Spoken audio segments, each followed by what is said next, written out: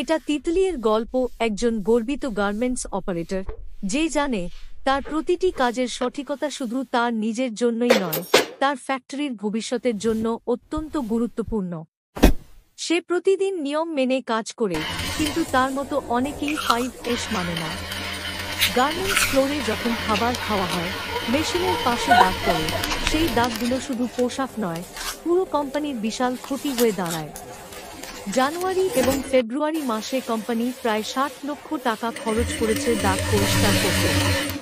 শুধু খরচ নয়, হাজার হাজার পোশাক বাতিল করা হয়েছে, যার মূল্য প্রায় 15 লক্ষ টাকা। বিগত 6 মাসে 3,37,000 পিস স্পট পাওয়া গেছে। প্রতি পিস স্পট তুলতে খরচ হয় 45 টাকা। এই ক্ষতি আসছে শুধুমাত্র অবহেলার কারণে, যার প্রতিটি দাগ যদি আমরা প্রতিরোধ করতাম, তো এরকম বিশাল ক্ষতি হতো না। এছাড়াও অনেক অপারেটর কাজ শুরুর আগে বা খাবার খাওয়ার পর হাত পরিষ্কার করে না, সাবান দিয়ে হাত ধুয়ে না নেওয়ায় খাবারের দাগ বেশি পড়ে। এই দাগগুলো মেশিনের উপরলে সেটি শুধু পোশাক নয়, পুরো উৎপাদন প্রক্রিয়ার ক্ষতি করে।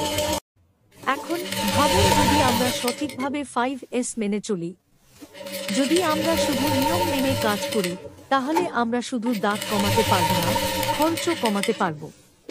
তিতলি জানেন 5S মানে শুধু নিয়ম মানা নয়, এটা দায়িত্বের প্রশ্ন।